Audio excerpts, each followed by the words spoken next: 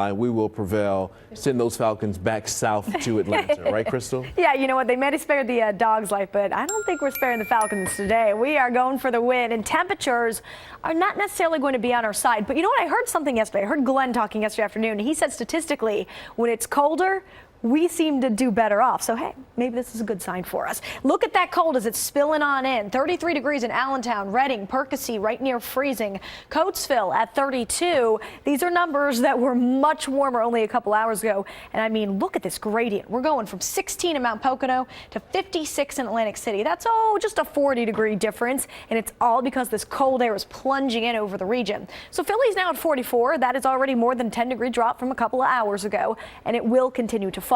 Now let's talk about the feels like temperature. So it's also quite gusty out there. 25 to 30 mile per hour gusts currently registering across the region. That's putting us to feel like we are 3 below zero at Mount Pocono, at 19 in Reading, and 36 in Philly. Still holding on to that mild air over parts of AC and along the Jersey Shore, but those numbers soon enough will take the tumble as well. We are all going to be bitterly cold throughout the rest of the day. Look at radar and satellite. Not a lot to track here. Most of us just have some clouds. Now, you see these little sprinkles of green on the board. Just a few very isolated, mostly light showers possible. I think north and west, we could see a very brief, isolated freezing rain period, meaning a little few drops of rain that can freeze upon impact to the ground. So if you're driving along the north and west neighborhoods this morning, and then in the afternoon and night, the whole region, take the drive slowly. Anything that looks slick, just assume that it's actually icy because temperatures are going to fall below freezing, and that means wet roadways may freeze over. There's where we're looking at rain, mostly over Sussex County and nearing Cape May, and that may continue at least for a couple more hours, but again, it's spotty and light at best.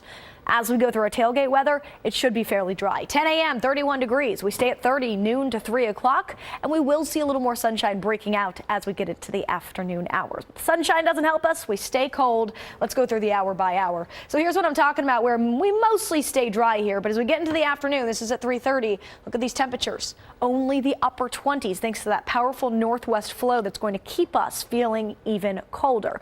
We go to 5:30. Temperatures still really aren't changing. Around 20 Allentown, 26 in Philadelphia, and then check it out. As we go into tonight by end of game, now we're right near 20 degrees in Philly. So bundle up if you are heading outside.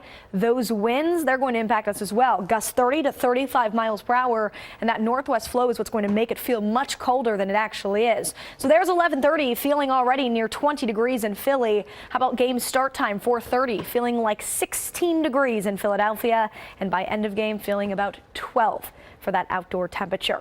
Stay with the layers. You're going to need them Sunday too. We'll talk about that coming up with your 10-day on 10. Doing at 4:35 this afternoon. Matt is cheering on the Eagles. With gusty into the afternoon as well. So that temperature at best this afternoon 30, but it'll feel more like 20 about the time the game starts. We'll stay windy to breezy into your Sunday. 29 degrees Sunday, and then check this out. We got a chance of some snow, light snow Tuesday, better chance Wednesday. There is a silver lining though. By next weekend, we're back to the 50s.